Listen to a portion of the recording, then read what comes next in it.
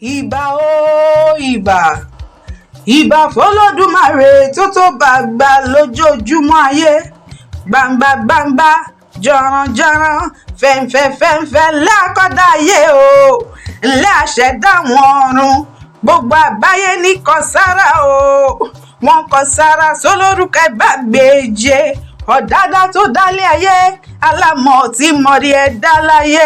Ó ṣe tó mọ̀rí Gideon Ajéwọlé Àtàndá, ọmọ ìlú Péjú o sí rere.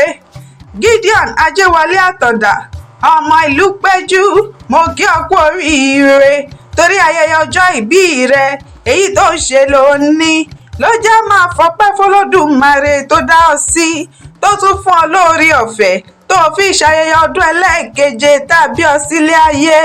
Èyí ló mú bàbá rẹ̀ papọ̀ pẹ̀lú màmá tó bí ọlọ́mọ. Wọ́n lómi dákẹ́wì báwa dúpẹ́ lọ́wọ́ aláọ̀rábí nítorí ọmọ wa Gideon Ajéwọlé Àtàndá, ọmọ ìlú Péjú o ti ṣayẹyẹ ọdún ẹlẹ́ẹ̀keje tásùkọ rẹ̀ wálé ayé.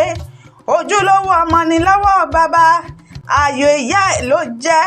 Wọ́n wá ní máa kí ọ ní gbèjègbèjọ. Gideon Ajéwọlé Àtàndá, ìwọ lára ké màjò méjì, ọmọ àjò bẹ̀rù màjò gbẹ̀kọ, ṣe bẹ̀rù ní sinmi ẹ̀kọ́ kì í síyàn. Ìwọ lọmọ ọlọ́kà mẹ́rìndínlógún, ọmọ eléré mẹ́fà ni wọ́n lé bàbá tó bí ọlọ́mọ. Ìwọ lọmọ bó bá lè pẹja kó pẹja, ọmọ bó bá lè pààrọ̀ kó pààrọ̀, ògògò ni ò gbọ́dọ̀ pa lé bàbá tó bí ọlọ́mọ. Ìwọ lọmọ ẹ̀gbámọ lísà bí agbóǹgbò àkàlà, lákèjọ bí ọmọ asẹ́rẹ́ tí mú mi kíkan, ìsàlẹ̀ ọrùn wọn adúyùngbà.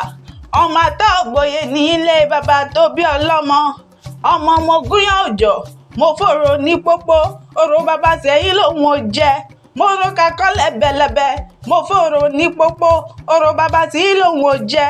Àsáró jọ̀jọ̀, mo fòrò ní pópó, òrò bàbá sẹ́yìn tí lòun ò jẹ. Ìbò wádìíjọ́ kẹrìnlélógún, òrò bàbá yí bàbà lórí òkè téńté.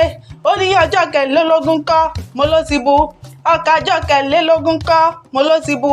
Àsáró ọjọ́ kẹrìnlélógún kọ́, mo ló ti bu.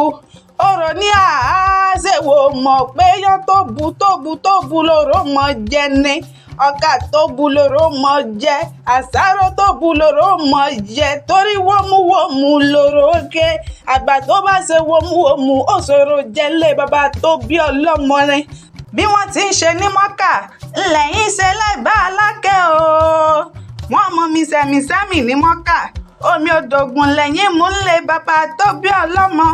Wọ́n máa gòkè àràfá ní Mọ́kà, ẹ̀yin á máa gòkè Olúmọ ń tiyín. Àtàndá o lọ́mọ àdúrógbẹ̀rú màdúrógbẹ̀kọ, ṣe bẹ̀rù ní sinmi ẹ̀kọ́ kì í síyàn. Ó ti ṣọdún eléyìí, tayọ̀ ti dùnnú ló fi ṣọ̀pọ̀ ọdún láyé. Ire lójú owó rí, ojú rẹ̀ ò ní rí bí. Bó o ti ń dàgbà nínú ọgbọ́n, ìlò máa dàgbà nínú ìmọ̀ àtòye. Ìràwọ̀ rẹ̀ á tàn, ògo rẹ̀ á kárí ayé. Gíga gíga ló máa fọhùn tiẹ̀. Ọ̀nà kì í dí mọ́jọ́ kó máa yọ, ọ̀nà kì í dí mọ́ òòrùn kó máa là. Ọ̀nà ayọ̀ rẹ̀ ò ní dí, mo ní lọ́lá Olódùmarè tó dá ọ sáyé ń bí. Mo ní happy birthday to you, Gideon Ajéwọlé Àtàndá, ọmọ ìlú Péjú. Happy birthday to you.